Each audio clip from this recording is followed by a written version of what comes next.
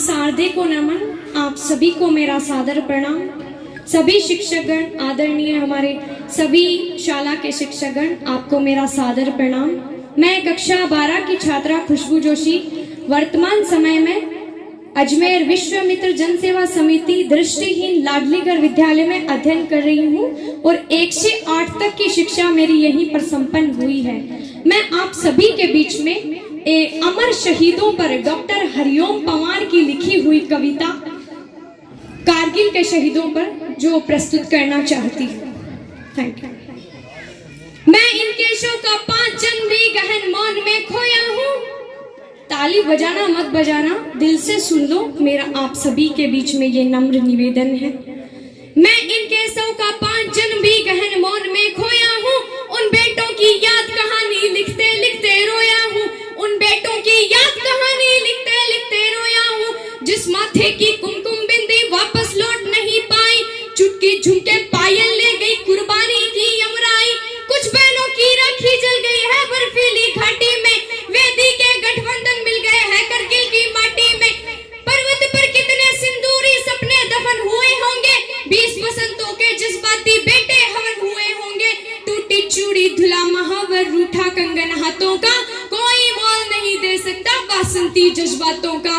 कोई मोल नहीं दे सकता बासंती जज्बातों का। जो पहले पहले चुंबन के बाद लाम पर चला गया, नई दुल्हन की सेज छोड़कर युद्ध काम पर चला गया। उनको भी मीठी नींदों की करवट याद रही होगी, खुशबू में डूबी यादों की सलवट याद रही होगी। उन आंखों की 2 बूंदों से सातों सागर हारे हैं, जब मेहंदी वाले हाथों ने मंगलसूत्र उतारे हैं।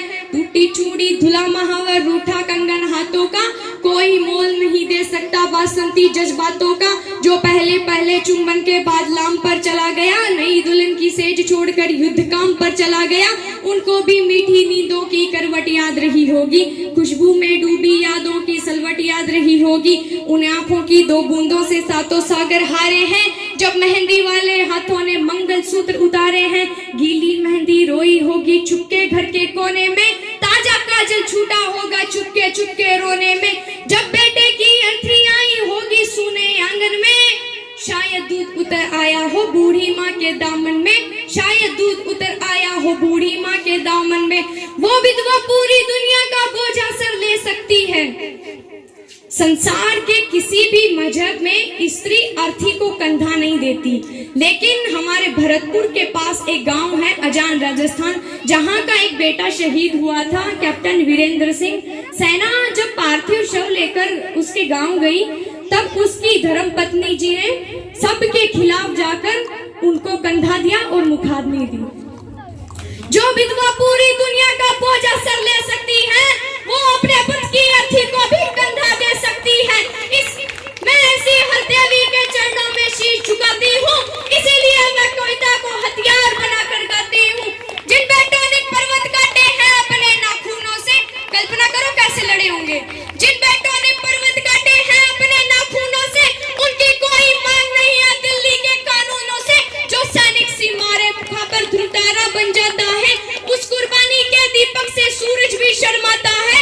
गरम दहनों पर तोपों के जो सीने अड़ जाते हैं, उनकी गाथा लिखने को अंबर छोटे पड़ जाते हैं। उनके लिए हिमालय कंधा देने को झुक जाता है। कुछ पल को सागर की लहरों का गर्जन रुक जाता है। उस सैनिक के शव का दर्शन तीर्थ जैसा होता है।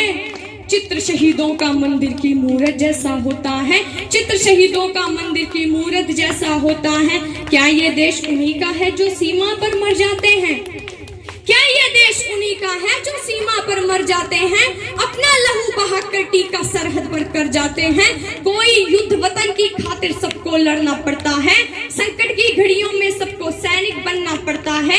जो भी कौम वतन की खातिर मरने को तैयार नहीं, उनकी संपत्ति को आजादी जीने का अधिकार नहीं। सैनिक अपने प्राण गंवाकर देश बढ़ाकर जाते हैं। बलिदानों की बुनियादों पर राष्ट्र खड़ा कर जाते हैं। जिनको माँ के बलिदानी बेटों से प्यार नहीं होगा, उन्हें तिरंगे को लहराने का अधिकार नहीं होगा। उन्हें तिरंगे को लहराने का अधिकार नहीं होगा। जय